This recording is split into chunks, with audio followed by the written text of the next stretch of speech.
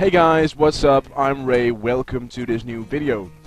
This is episode 2 of my chaotic item reviews, and this time is the chaotic rapier, as you probably have seen from the title of this video. For the chaotic rapier you'll need 80 dungeoneering, 80 attack and 200k dungeoneering tokens.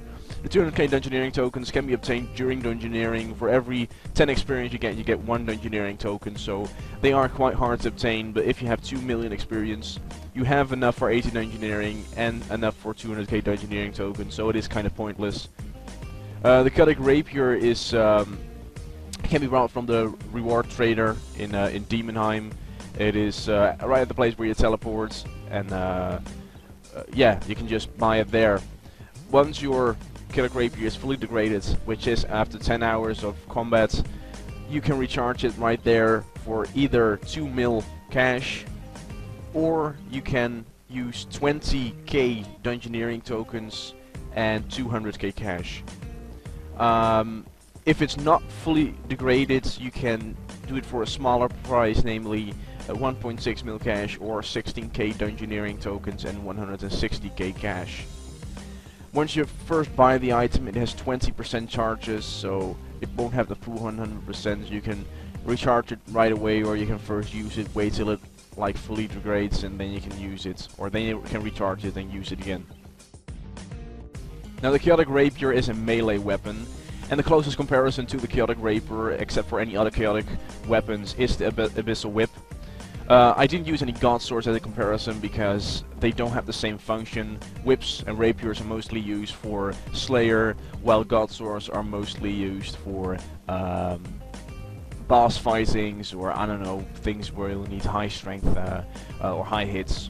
Anyway, to compare the stats, first of all, you should know that these two weapons, first of all, have a basic difference, which is the combat style. Whips are mostly used for slash attacks, and chaotic rapiers are mostly used for stab attacks. That's why there's such a difference. And for the abyssal whip, they have a plus 82 slash attack bonus, and the chaotic rapier has a plus 94 stab attack bonus. Now, I don't really recommend like using the chaotic rapier for slash, since the slash bonus is only 78, though the stab bonus is 94, so I do recommend using stab. Now, the strength bonus of a chaotic rapier is 101, and the abyssal whip is 82. So yeah, and that also the chaotic rapier is better than the abyssal whip. Now, of course, the abyssal whip doesn't have like the slight setback for having to recharge it every 10 hours, and you don't have to use 200k dungeoneering tokens to buy it. But you know, the chaotic rapier is just way better, and most Slayer monsters are actually weak to the snap attack of the chaotic rapier, so that also makes it a really nice choice. Now, if you want to compare it to like the chaotic longsword or something, we'll do that later on. But as for non-chaotic items, the abyssal whip is the one closest, but still the chaotic rapier is better. Now, the chaotic rapier, as I said, is mostly used for Slayer.